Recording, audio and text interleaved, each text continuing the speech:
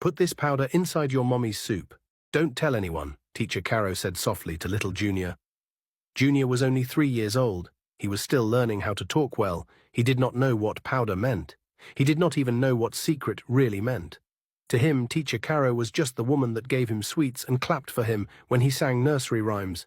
So Junior only smiled, the way small children smile when they want to please an adult.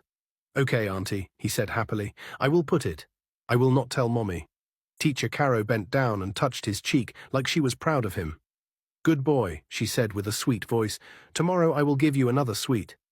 Junior's eyes shined. Another sweet tomorrow? That sounded like the best thing in the world. Teacher Caro stood up, looked around quickly, and walked away like nothing happened. Then she brought out her phone and made a call, turning her body so nobody could see her face well. "Hello, Ma," she whispered. "I have given him the thing. Everything is going as planned." A woman's voice answered, calm and sharp. "Good. You will get your money soon." Teacher Caro swallowed and nodded, even though the woman could not see her. "Yes, Ma," Teacher Caro replied, then ended the call. Her face looked normal, but her eyes were cold. Now let's go back to where it's all started. That same morning, Vivian was busy in her room, dressing her son, Junior, for his first day in a new school. She had been excited and nervous since the night before. She ironed his small uniform carefully and even brushed his hair twice to make him look neat. "Junior, stand still," she begged, as he kept turning and laughing. "You want to look fine for your new teacher, Abby?"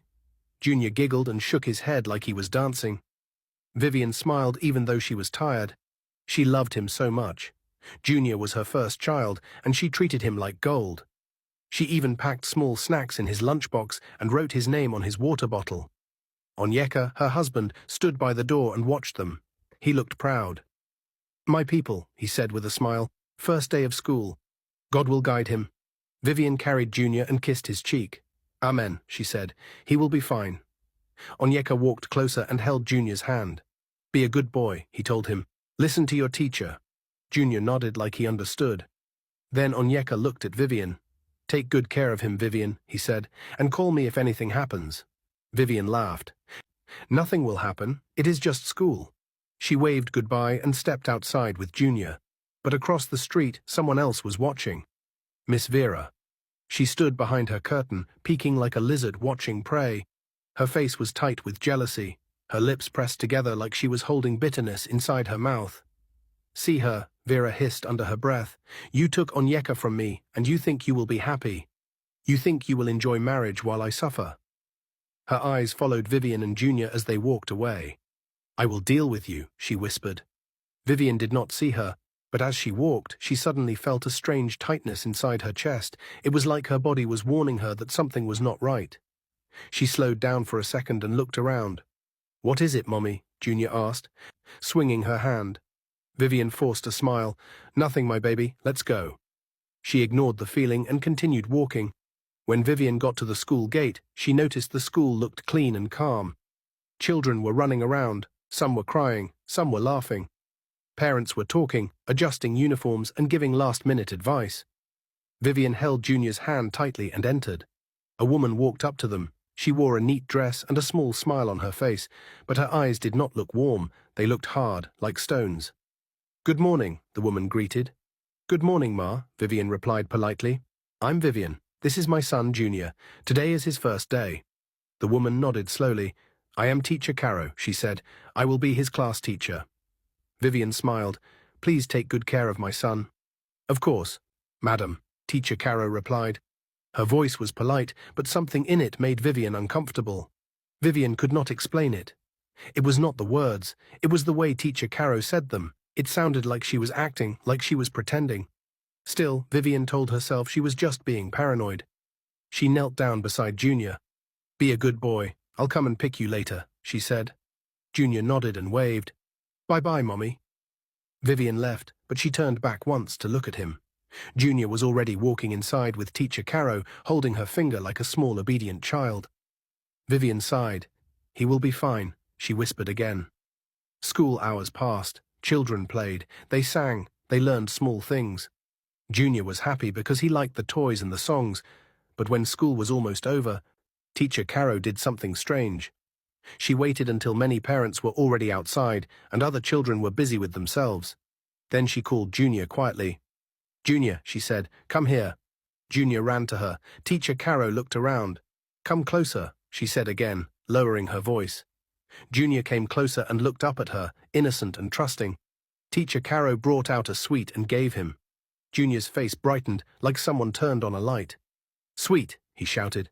"Shh," Teacher Caro warned gently. "Don't shout." Junior quickly covered his mouth with his hand. Teacher Caro smiled as if she found him cute. "Do you want more tomorrow?" Junior nodded fast. "Yes, Auntie." Teacher Caro then brought out a very small nylon that had a fine powder inside. She placed it inside his little hand and closed his fingers around it. "Listen," she said slowly, like she was talking to a baby. "When your mommy gives you soup to eat, pour this inside. Don't tell her or anyone. It is our secret." Junior blinked. He did not understand what she meant, but he understood one thing. If he does what she says, he will get more sweet tomorrow. "Okay, Auntie," he replied. Teacher Caro touched his head. "Good boy." And just like that, she turned and walked away like nothing happened. As Junior stood there, holding the small nylon, Teacher Caro secretly called someone. It was Miss Vera. "The work is done," Teacher Caro said. "Well done," Vera replied immediately. "Your money is ready." Teacher Caro ended the call, her face still calm. That evening, as Vivian left home to pick Junior, Miss Vera also made a call. She called Onyeka. Onyeka answered, annoyed. "Hello?" Vera quickly cleared her throat and spoke like she was worried. "Onyeka," she said, pretending to sound sad. "I didn't want to say this, but I overheard something very bad." Onyeka frowned. "What are you talking about?" Vera lowered her voice.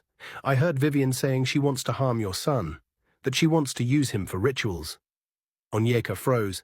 Then anger rushed into him like fire. "Don't ever mention my wife's name like that again," he shouted. "You are my ex. Stay away from my family." Before Vera could add more, Onyeka cut the call.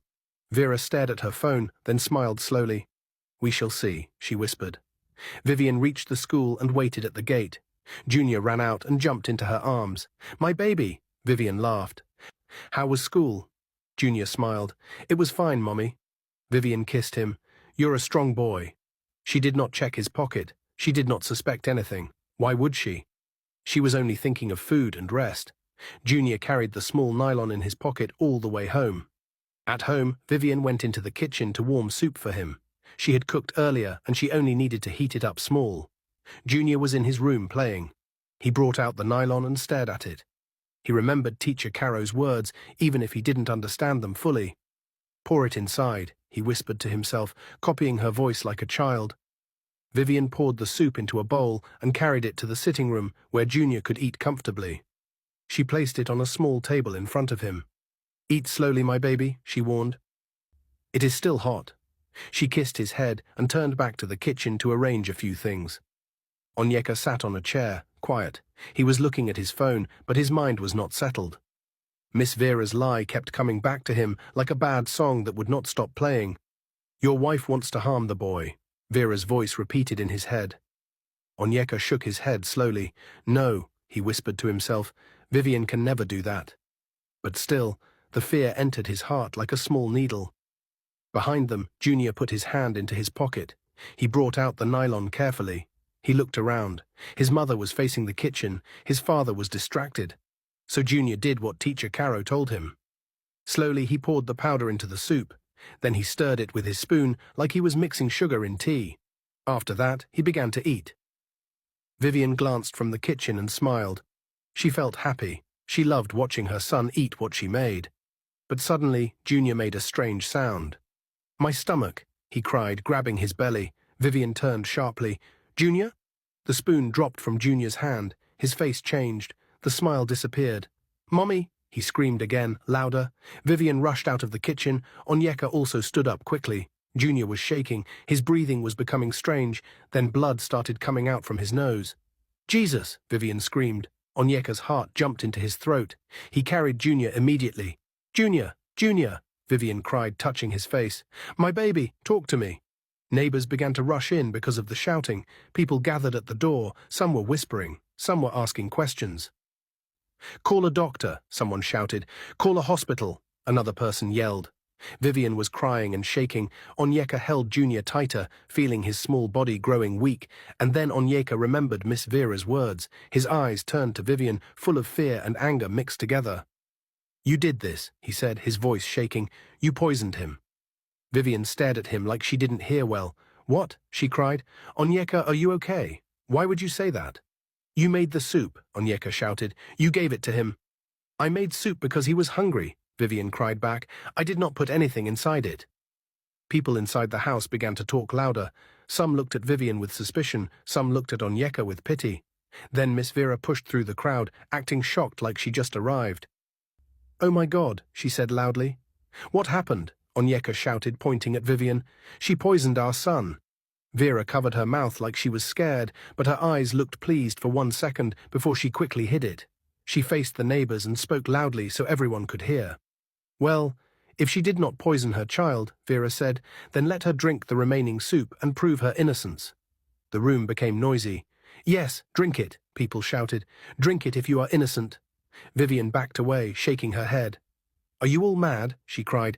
"My child is dying and you want me to start proving things. Call the hospital." But people kept shouting. Onyeka held Junior tightly, confused and broken. Fear was controlling him. He didn't know what to believe anymore. Vivian's hands trembled as she looked at the bowl. "Lord," she whispered, crying, "you know my heart." She reached for the bowl, and in that moment, a dog suddenly ran into the house, barking wildly. It jumped up, hitting Vivian's body. The bowl flew out of her hands and smashed on the floor, spilling the soup everywhere. Everyone gasped. "She did it on purpose," someone shouted. "That's why she didn't drink it," another person yelled. Vivian screamed, "No, the dog pushed me. I was about to drink it." But nobody listened. Outside, as people argued, Junior's breathing became weaker in Onyeka's arms. Onyeka shouted, "Move, we are going to the hospital now." He pushed through the crowd with Junior. Vivian followed, crying and begging people to help, but behind the house, Miss Vera's phone rang. Vera walked away quietly, smiling. "Hello?" she said in a low voice. "Yes," she continued, moving toward the back of the compound. "He has eaten it. Everything worked well. That foolish woman is being blamed." She chuckled softly. "The teacher did her part. I will send the rest of the money soon. Nobody suspects us." She ended the call, but she did not know Onyeka had stepped behind the fence for a second.